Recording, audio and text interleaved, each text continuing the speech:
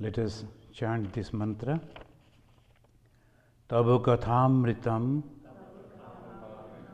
tapta jivanam kabibhiriritam kalmashapaham shravana mangalam srimadatam bhuvi grinanti e bhuridajana. Now, last time we were reading the Gospel of Sri Ramakrishna, which we know as the Panchama Veda, and we were hearing that Sri Ramakrishna is talking with the devotees and giving an wonderful guidelines for the spiritual development. In different times, in different way, and according to the person he is talking with and the situation, he is giving the guidances. And here we find at dusk, the evening service began in the different temples. In the Dakshineshwar, the Sri Ma is describing, there is a main temple is the Kali temple, and also the Bhavatarini, the name of the goddess Kali, Bhavatarini, and also the Krishna, and 12 Shiva Linga, different names of the Shivas, on the bank of the Ganges. And there every evening Arati is going on, that he is describing. When Sri Ramakrishna was there in the evening, the Arati is going on. The master was sitting on the small couch in his room. Those who have visited, they know that two beds are there. One is little small, another is little higher, that's all, side by side.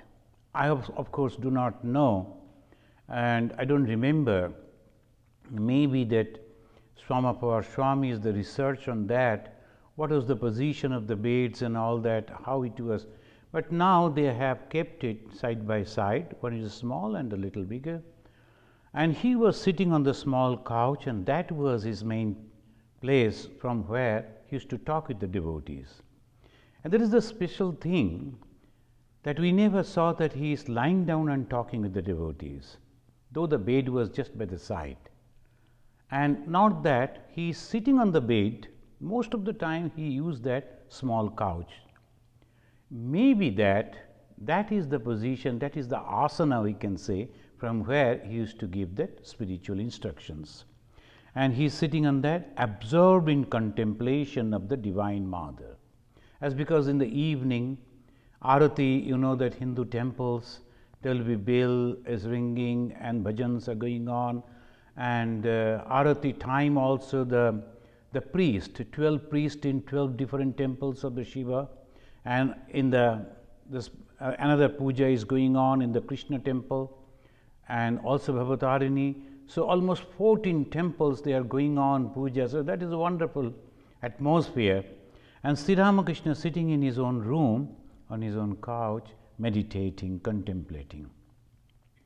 Several devotees also were there, sitting near Sri Ramakrishna. A little later, Sri Ramakrishna began to talk to a devotee privately. Sometimes he used to talk with the devotees privately, or sometimes he used to give just for everyone, he used to talk, and sometimes for the small, special. So he took him outside on the veranda north of his room. He said, it is good to meditate in the small hours of the morning and at dawn.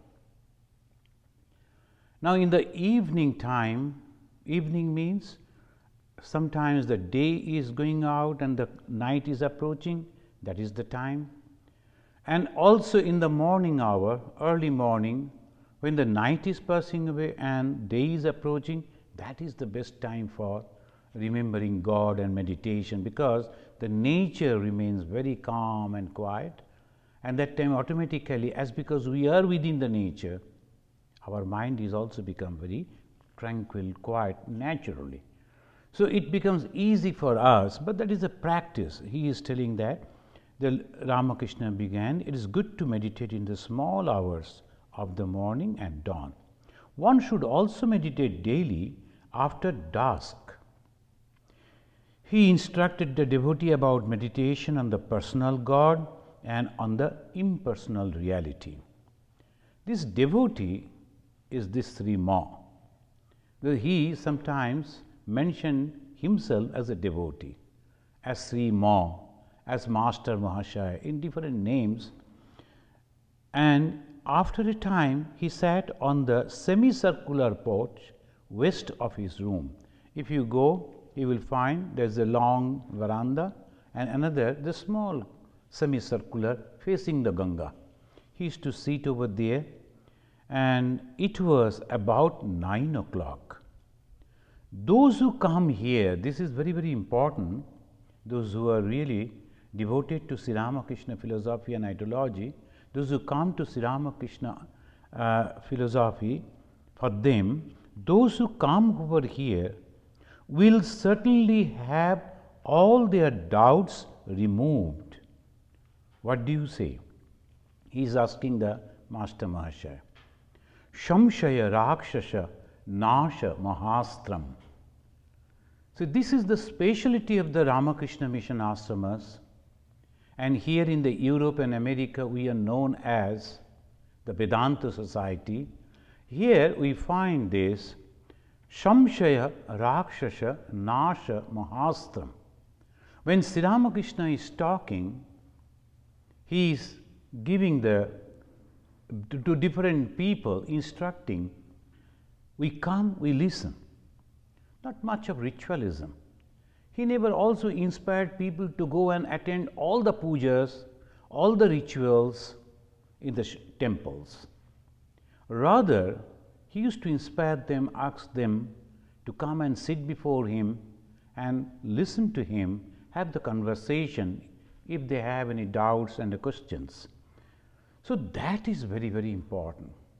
That's why most of our monks, we always try to tell people, and if you go to all the activities, particularly in India, Bangladesh, Nepal, and in that area, we do lot of philanthropical work, but that is necessary. But in the Europe and America is all the only preaching, reaching out to people, telling them, going to the parlor of the people, talking with them, and in different type of occasions also, constantly we are trying to tell the people what is the truth of life, the spirituality. And that is why Sri Ramakrishna is telling this is an institution.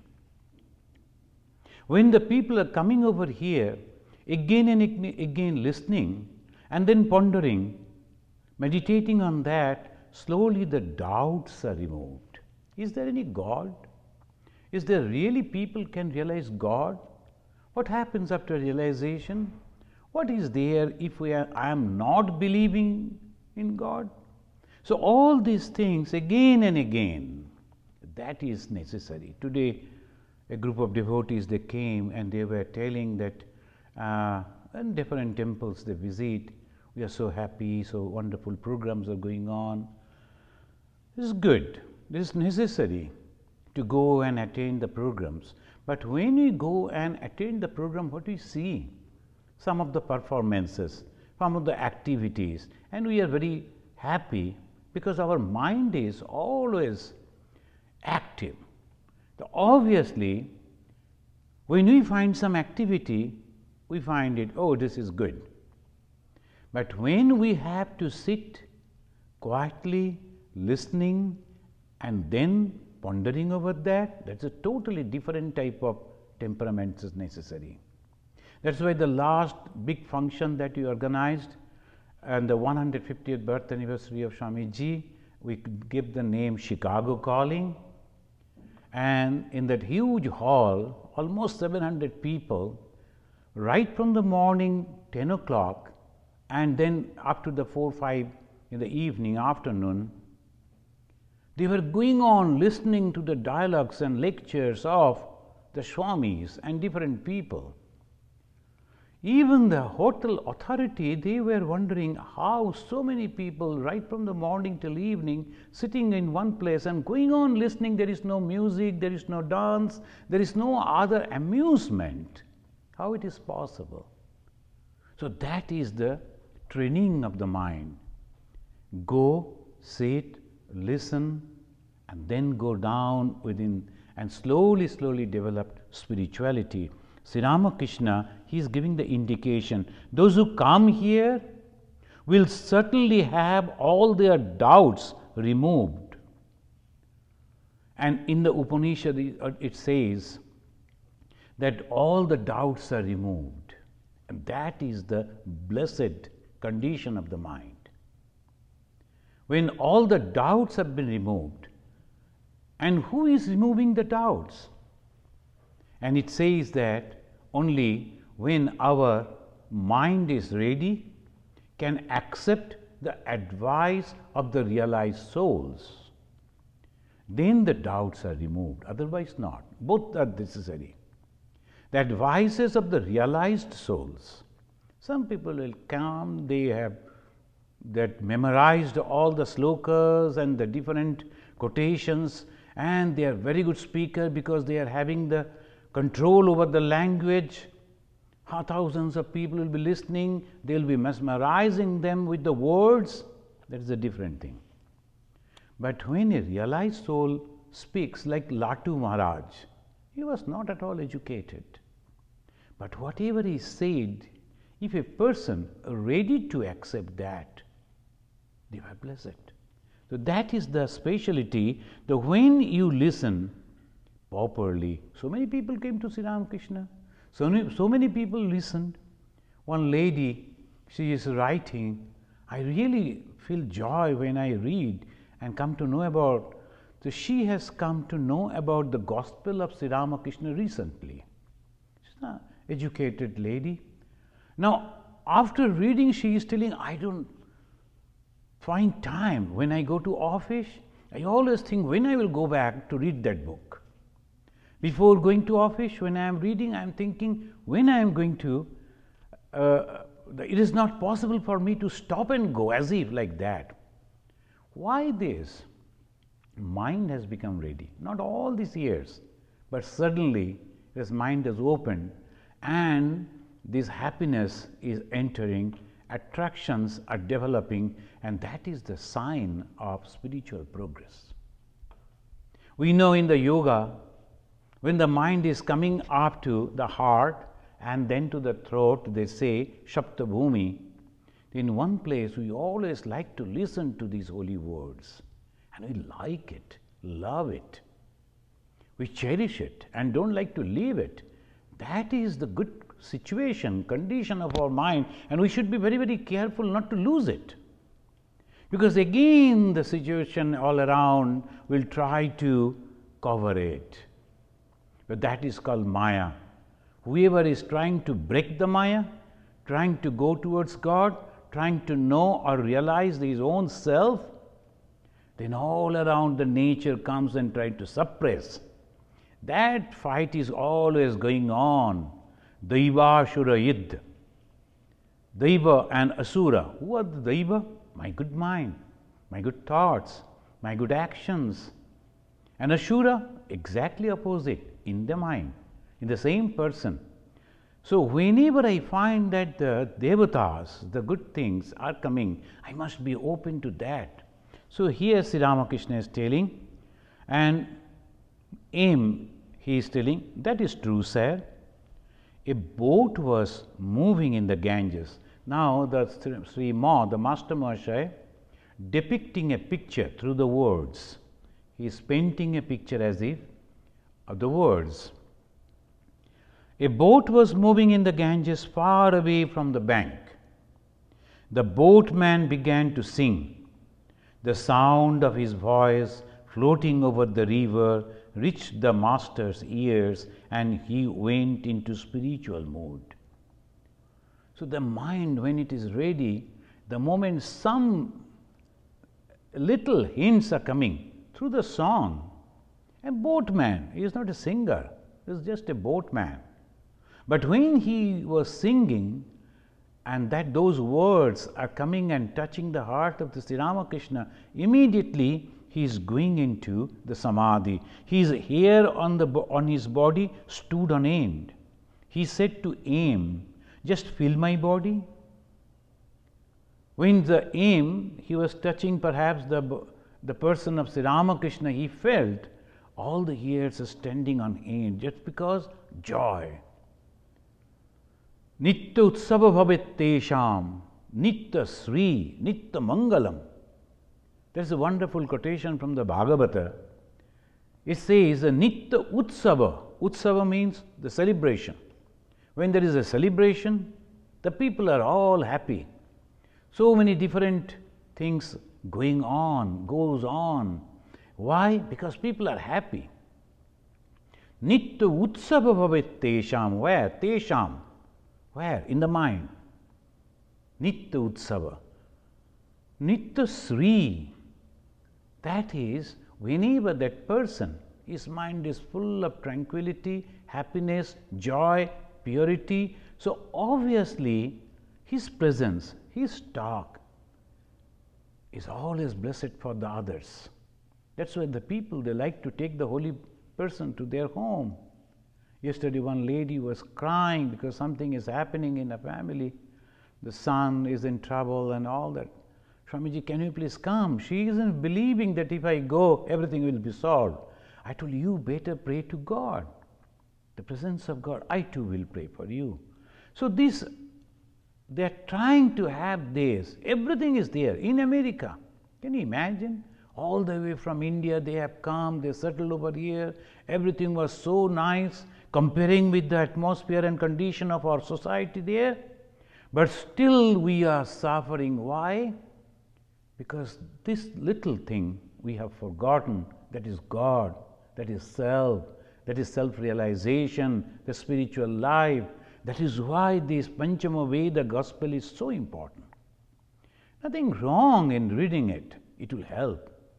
So Upanishad described Brahman as permeating the universe and the ether. Has that Brahman as sound touched the master's body? The master Mahashaya is thinking. After a time, Sri Ramakrishna began to converse again. Those who come here must have been born with good tendencies. This is a special word he is mentioning. Those who come here must have been born with good tendencies. Isn't that true? He is asking Master Mahashaya because he is recording.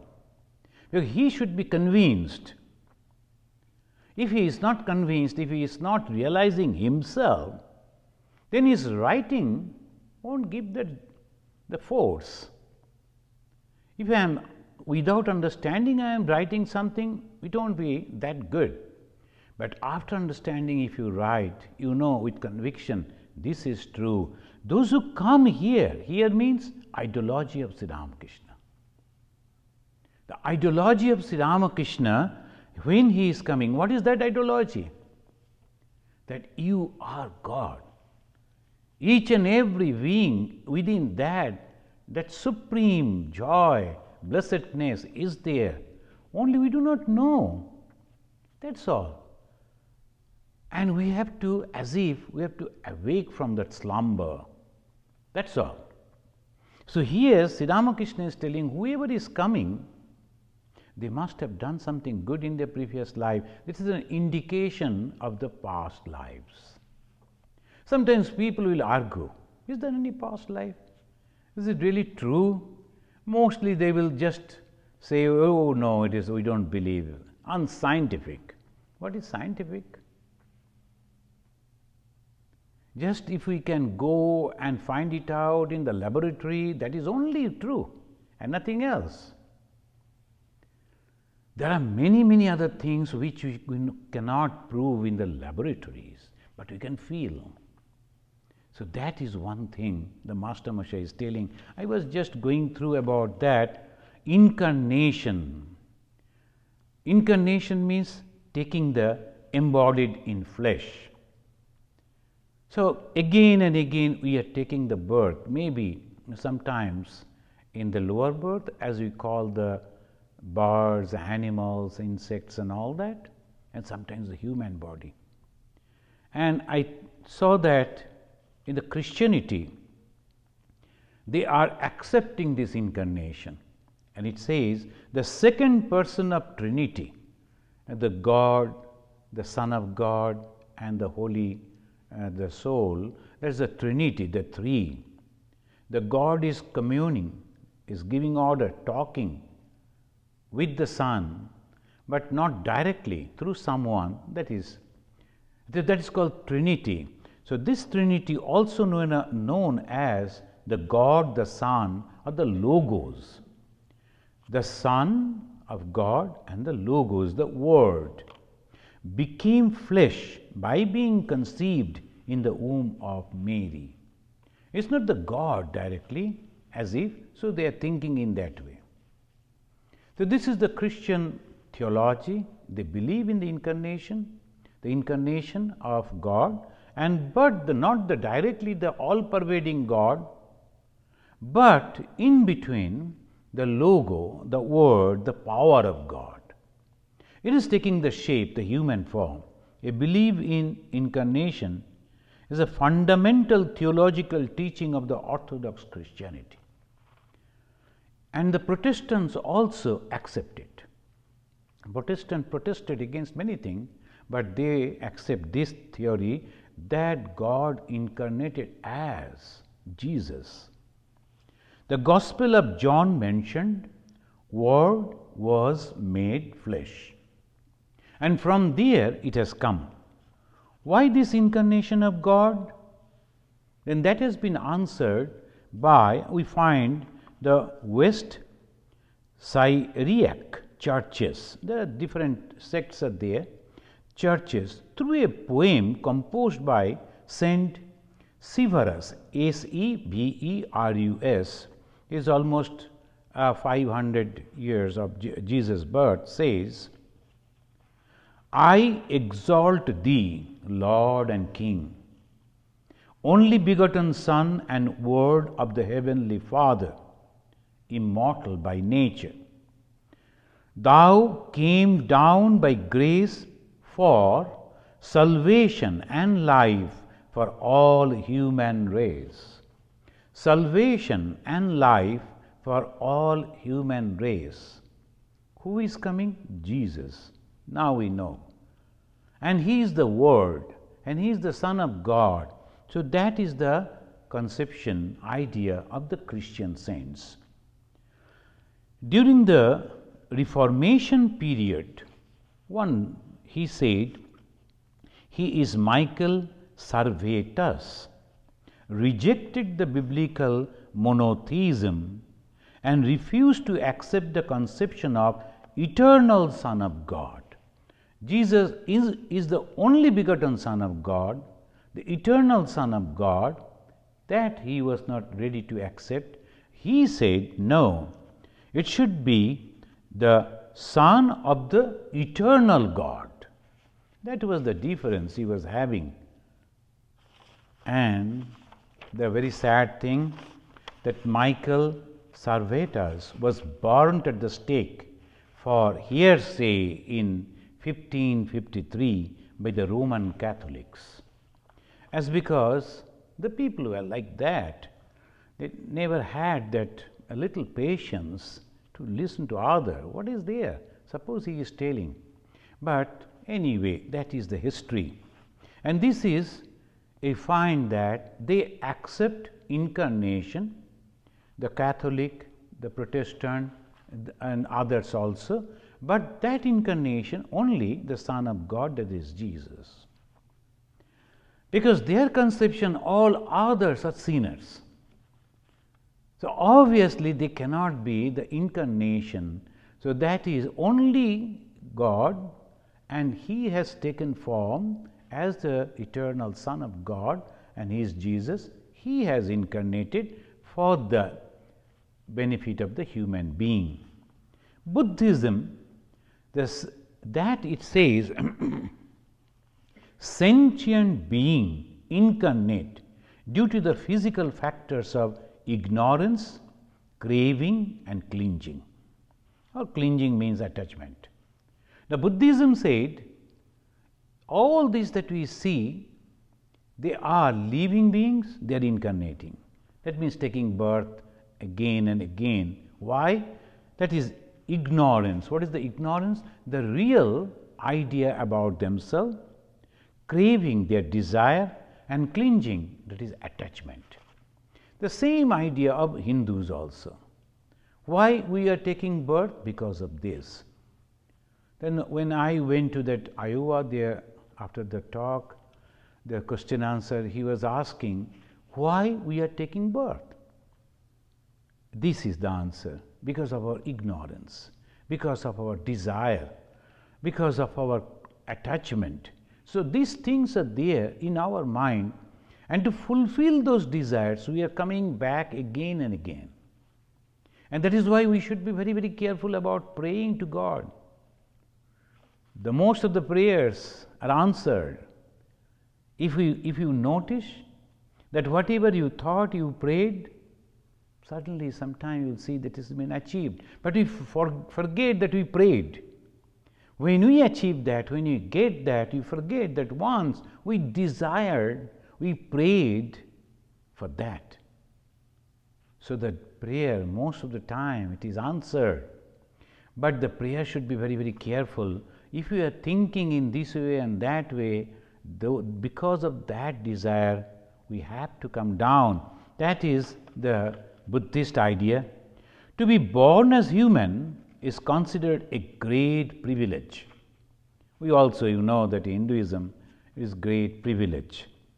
Liberation in Buddhism is achieved when the stock of accumulated samskara, impressions, have been dissolved through the practice of the Noble Eightfold Path. In Buddhism, that Eightfold Path is there, Satya and all that.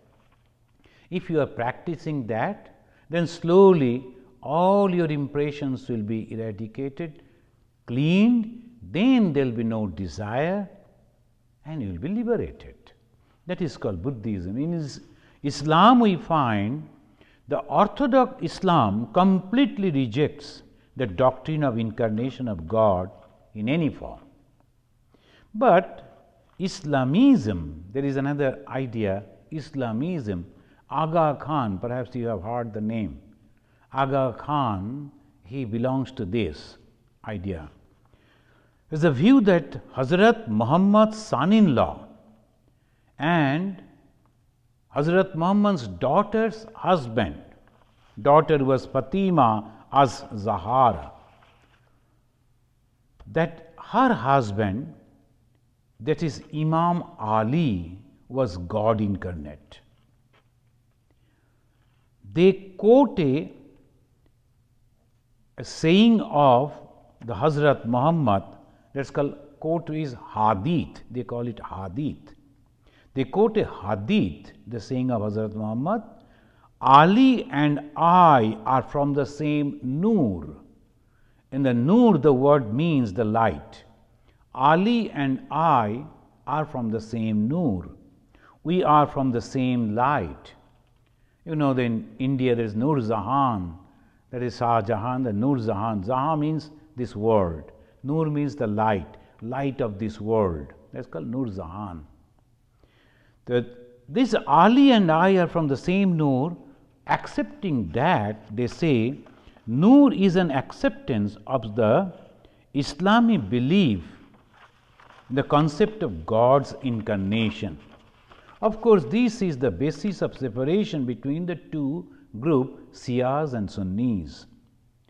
Aga Khan is the Imam. Imam means spiritual leader, and Imam means the truthful, the believer and truthful Imam of the Islamites who believe that he possesses the Noor, the light of God within him. That is called Islam. Now comes Hinduism. We believe in Dasavatar, and that is very difficult to explain. Dasavatar, that all the 10, the mostly it begins with the what?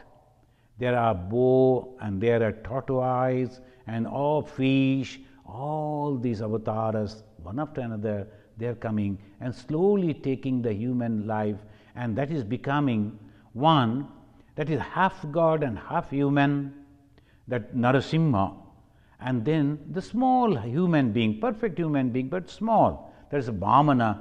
Then comes Parashurama, then the Rama. Rama, the perfect human being. So as if slowly, slowly it is coming to that perfect being, the God, same God, taking the form and according to the situation. That is in the Hindu way of belief. And then Sri Ramakrishna is talking about the divinity that is present in every human being. And not only human being, almost all being, but the human being, the manifestation is perfect, is more. So that is why Abhajananti Mam Mudha in the Bhagavad Gita, it's the Sri Krishna said, Abhajananti Mam Mudha Manushim Tanumasritam. When the God has taken the human form, but some people who are not having that sharp idea, brain, or the clear vision, they cannot understand Him. And that is the saddest part. When the God is living with us, we cannot understand. Abhajananti mam mudha manushim tanumasritam param bhava ajananta mama bhuta maheshwaram. The fools disregard me, and that is the saddest part, unaware of my higher state as the great Lord of the beings dwelling in the human form. Bhagavan Sri Ramakrishna, he never disclosed his divinity. But in different occasions we find in his life, it was sufficient indications were there. Some people only understood, and that is very, very special, very interesting. The first person who could understand him as an illiterate villager. He used to sell some ordinary things, and he once said to the small boy, Gadadhar, you are God, I know. And someday world will know. Then please remember that I, the first one, recognized you. That is Chinu Sakhari. Some of these biographies that has been written, the Chinu, his name was Chinu, and Sakhari, because that was his business, so there's Chinu Sakhari. He recognized him that day when he was a very young boy. And another lady also, he was also from a very low birth. She understood Sri Ramakrishna. So they understood because of the simplicity and God's grace. But many of the people who came to visit Sri Ramakrishna, who talked with him, they found nothing special in him. They came, they saw, and then okay, it's all right. There are many people are there who are thinking about God or meditating on God. Tapassis, okay, he is one of the tapassis.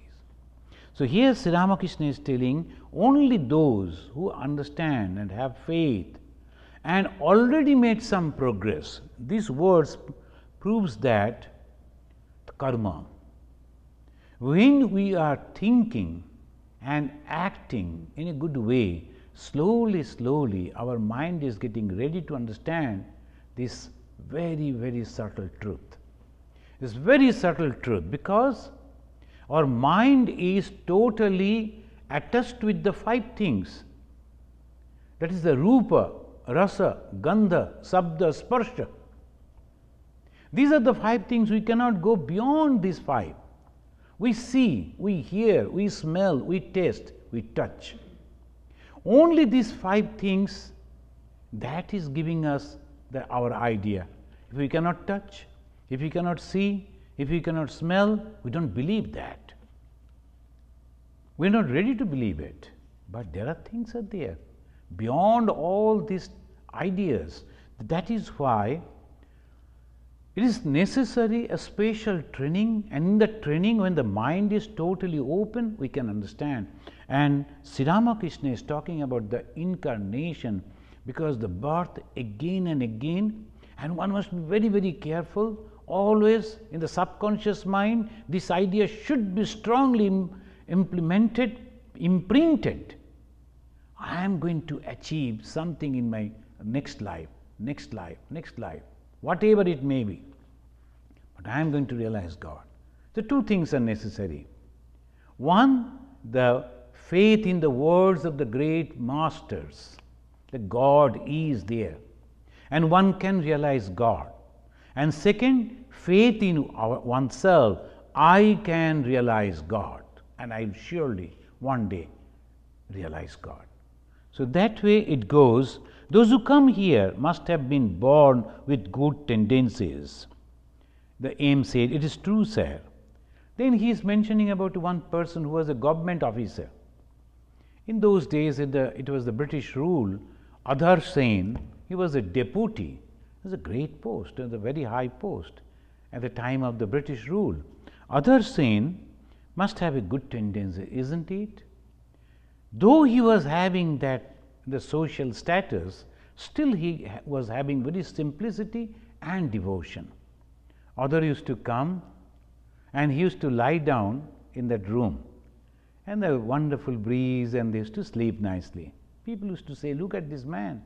He has come to the temple, he has come to see Ramakrishna without listening anything, he is simply sleeping. Master used to say, don't disturb him, let him sleep. He has so many other things to handle. But when he comes over here, his mind becomes calm and quiet, so he is sleeping, let him sleep. One day, I was just going through this from my office to my room. I saw one young gentleman is lying down, keeping his leg towards the God. He is lying down like this. So it was all right, only I felt that he is putting his leg towards God. So I came and told, sir, will you please turn and then lie down? There is no problem in lying down, only if you change the posture. Then he said, why? I told, it is better to have the blessings directly on the head instead on the leg. So I am lying down to get the blessings of God, and it's good. But if the blessings comes on the head, because your thinking, your thoughts will improve. But if it comes on the leg, then what will happen? But he understood, yes. Then he turned again, he lied down for some time, and he went away. So this is the way people have the faith. If we come in a holy place and we do like this, either lying down or sitting or praying, meditating, some people, they will come and read books over here. Why? They can read the book anywhere, particularly library and book sale, all those places are there. But they think that if I am reading before the holy person of God, that will give me more the idea, clear idea about these teachings. So these thoughts are already there, and Sri Ramakrishna is giving the guidances. And when he said the other is also having this thought, Sri Ramakrishna was very happy, and he said, other also think that you are a good man. So about the master. Then Sri Ramakrishna arrived in Adhar's house in Calcutta with the Rakhal, Aim, and other devotees. Adhar had arranged to have a famous singer and in his party, and they were reciting Chandi. I have surrendered my soul at the fearless feet of the Mother. Am I afraid of death anymore? That was the way they were singing. As the master listened, he became filled with divine power and joined the musicians. Now and then he improvised an appropriate line. Suddenly he went into samadhi and stood still. That is the culture, we can say, in the Asia, that sometimes the singer, when they are singing, they are improvising some of the words, adding to it. When we went to the China, we found the two ladies, they are singing with the microphone and all that. It was so quiet. Then suddenly we found that they are singing. What they are singing, the language we never could understand, but exactly like our traditional kaviyals. They used to call them kaviyals. They used to go to village, not that it is something composed. They themselves used to compose over there and giving the tune, music, and they used to recite. So both of them were doing like that, and people, sometimes they are clapping and encouraging one, and the other was trying to again reply. It was going on. So when the things are like that, here also when they are singing, master improvising some words and adding that. It was about 4 o'clock in the afternoon when Sri Ramakrishna with Rakhal and 1 or 2 devotees started from Dakshineshwar for Calcutta in a carriage. All details description the Master Masha is recording. As the carriage passed the gate of the Kali temple, they met M. This is the master. He was coming from Calcutta, coming on foot with 4 mangoes in his hands. It was the summer time, so he was, whenever they used to come to Sri Ramakrishna, to a holy man, they used to bring something, particularly fruits, and to offer. I go to a place where I give the discourse on Bhagavad Gita. Always a lady comes with some fruits, 1 or 2, maybe sometime apple or something, and before offering pranam, he will give those fruits and offer the pranam.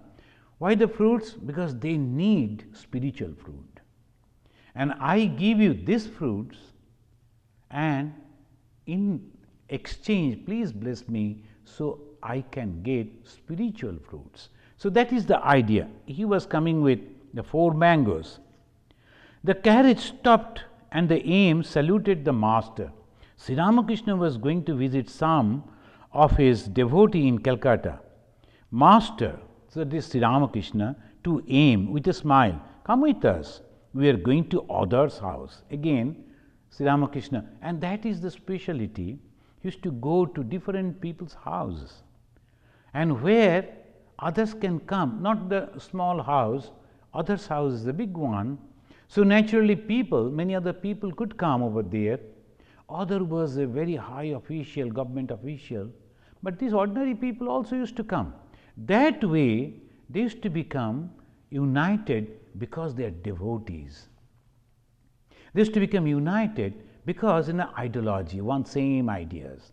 So that way he was slowly, just to find this Jesus, he is going to different places and he is giving the discourses, talking with the people. Same way the Avatara, he is going to different places and giving these discourses, talk. And particularly in the modern age, this Sri Ramakrishna, he mentioned he who was Rama, he who was Krishna in this body as Ramakrishna, as that the same God as an incarnation. But in this incarnation, the fighting is not necessary, bow and arrow is not necessary, Sudarshan Chakra is not necessary, war field is not necessary. What is necessary? Transformation of the minds of the people. So he used to go to the cities, particularly Calcutta. He was in Dakshineshwar, very near to Calcutta.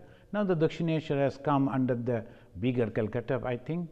Now he used to go to different houses and he used to call people who were there. Here he is asking Aim to come with us. Aim got joyfully into the carriage. So that is also, shall I go because they have not invited me? He never thought in that way. Immediately, joyfully, he got into the carriage. Having received an English education, now the discussion that Aim had previous day, he is thinking, did not believe in the tendencies inherited from previous births.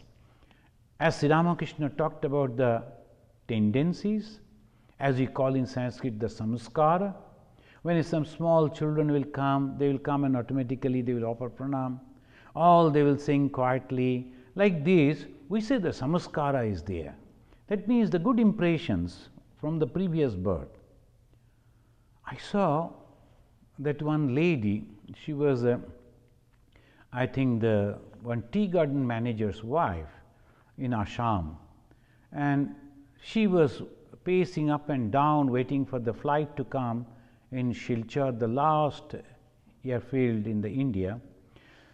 And our Didin, President Swamiji of the Ramakrishna Mission, Vireshwaranandaji, he was then sitting inside, and many devotees came, and he was very fond of the children too. He used to give the candies to the children. So naturally the mothers, they were asking their children to go and have the candies as his blessings. He was blind, he couldn't see, but whoever came, he used to touch their head as to give the chocolates. Now, all the mothers, they were almost forcing their children to go, and many they were protesting, they were crying, screaming, they won't go. But the mothers were thinking that is the blessings to get that chocolate and the candy from the hands of a holy man. The child, who was the son of that lady, was a little, I think 5 or 6 years. He was also walking with the mother. Suddenly, he saw a group of people surrounded there. He came, I was noticing him, and as a small boy, he went through almost everybody were not aware. He entered into that group. He found that this gentleman is sitting over there, not knowing at all who is he. He went straight to the Swamiji, and he kept his head on his lap and asked his blessings. And naturally, all that love and emotion and blessings came from the great Swami Ishatmananda ji. He patted his back, and then he gave so many candies in her 2 small little hands, and then put his hand on his head, and then that boy came straight and he went to his mother. If this is not samskara, then what is samskara? It forced him, as if guided him to go over there. We can say just nothing like that. It is the children, that the child's mind, he was thinking, but without that samskara, it cannot be. So we believe in samskara, and Sri Ramakrishna talked about that. Those who are having good samskara will come over here. Aim that time said it is true, but he could not accept it, as because he used to constantly think, is there any life after death? And how people in their mind will go on carrying these ideas, whatever we are thinking now, whatever we are doing now, that the impressions that is going on our mind, that is why the morality. Why should we be moral? The question Swami Vivekananda asking, why should we be moral? Because the impressions coming on our mind will guide us from life after life. The happiness, the joy and the misery that comes in our life because of those things. So be careful. If you don't bother, never bother, you suffer and go in that wave of happiness and joy and misery. But if you are careful about this, because these holy people, they have said, and from their experiences, it will help you. So minimize our life's miseries. So that it says, and don't believe in the previous birth. But he had admitted a few days before that it was on account of the other's good tendencies from the past birth that he showed such great devotion to the Master. Later on, he had thought about this subject and had discovered that he was not yet completely convinced about inherited tendencies. He had come to Dakshineshwar that day to discuss the matter with Sri Ramakrishna. This is the speciality of our Hinduism. The devotees, the disciples are encouraged to ask questions. And in the scripture it says, Pariprasnena sevaya. If you can ask good questions about the spiritual life, then the gurus, the preceptors, the holy men, they are satisfied. As if it is a service that you are rendering to the guru. Not to insult the guru, not to insult the putting in such a question to make him embarrassed, not like that. But to understand with sincere heart, if you are asking the question, it is sort of a service to him. Pari prasnena, prasna means the question, sevaya, it is a service. So here he is thinking, he has come, no, I am not convinced, I must get completely free from all these doubts. He has come to discuss. Now the Master took him in the carriage. He is asking, well, what do you think of other? Master understood his mind. The other day they discussed about the other, that person to whom they are going now. And here again the Master raised that point. What do you think of other? He has great yearning for God. Master, other two speaks very highly of you. Master remained silent a while and then began to speak of past tendencies. M. I haven't much faith in rebirth. I haven't much faith in rebirth and inherited tendencies. Will that in any way injure my devotion to God? He is getting clear. Now the reply of Bhagavan Sri Ramakrishna. It is enough to believe that all is possible in God's creation. Never allow the thought to cross your mind that your ideas are the only true ones and that those of others are false. This is the speciality of Sri Ramakrishna. The Sri Ramakrishna always combining. Those who do not believe, it is okay. If you don't believe now, okay. But don't think that since you do not believe, others who are believing, they are all in the wrong way. Don't think in that way. That will do. One day, all your doubts will be removed and you will surely understand what is true. So, that is, what can a man understand God's activities? This is the question. So, next time, in the next day, we will again discuss on these. Now, let us chant this mantra. If you have any question about this, we can try to answer. If you don't have, then we will have the pranam mantra. Doctor, do you have any question? Dr. Bakhane? Listening to this reading again and again, that the Shraddha is converted to Nishtha, the conviction, and then pondering over these ideas. So gradually one understands the importance of continuing to listen to these. And then sometimes the tendency to ask questions goes down rather. Oh, that is the challenge of the nature. So, that is the challenge. Sometimes, when we came as an officials to this idea, we used to read books. All the time, we used to go to the library, any opportunity. You know that as a brahmachari, as a novices, we have a lot of work. All are engaged with so many different type of responsibilities, duties. Any little time, we used to read books. Even those that great personality like Swami Ranganathananda ji, who was a cook in the ashrama in those days, Ramakrishna mission. They could not provide the salary of the cook, so the brahmacharis they used to cook. He was a cook. And even then, when he is cooking, he used to keep the book over there, and while he is cooking, he used to read that book. Then slowly, slowly, when you grow up, slowly it goes down, and that is the time we must be very conscious. Again and again, we have to ask our mind, no, we must go, we must listen again and again, the same thing. Now, we cannot create the new thing.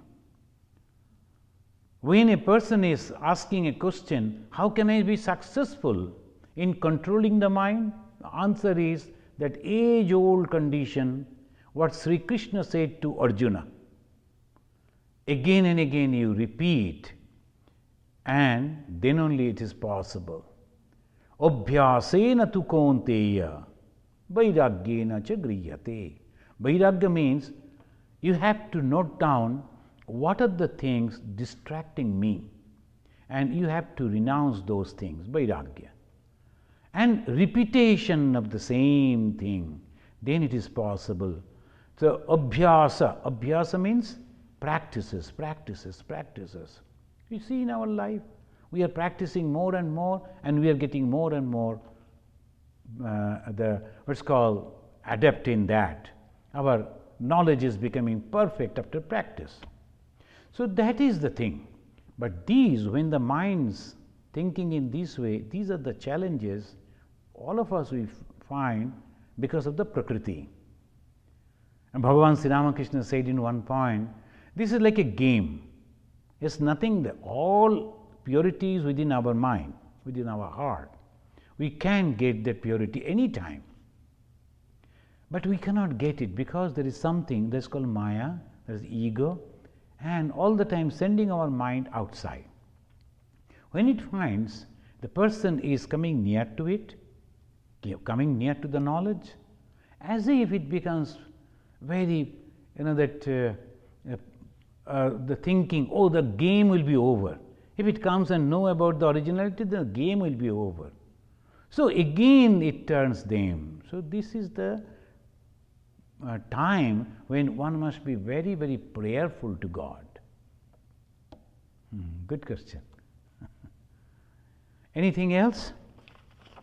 Or let us chant this our pranam mantra and we close. And friends, one thing I like to tell you, that tomorrow the Swami in charge from the Southern California, Hollywood Vedanta Society will be coming, as because you all know that he will go to the Ganges for giving the retreat on Brahma Sutra. As he is coming on the noon time, I think 3:34, he will have 2 hours, 2.5 hours rest. If you come at 7, you can attend the Arati prayer, and then 7:30 to 8:30, 1 hour, you can spend the face-to-face some discussions with him. He is a very knowledgeable person, a lot of experience is there. He is here in America for a long time. He is a very good, wonderful missionaries, going all the time to different places, spreading the message of Vedanta. So you will get that opportunity to sit with him, discuss with him, and of course, since you are coming, have the dinner with him, and then you can go. So please tell your friends and relatives, if they are interested, to come and meet the Swami tomorrow at 7:30 to 8:30. So let us chant this. Niranjanam nityam anantarupam bhaktanukampa dhrita vigraham vai Ishavataram Parameshamidyam Tam Ramakrishnam Shirasa Namama.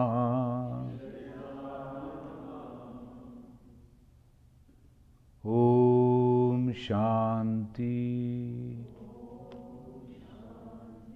Shanti Shanti Harihi Om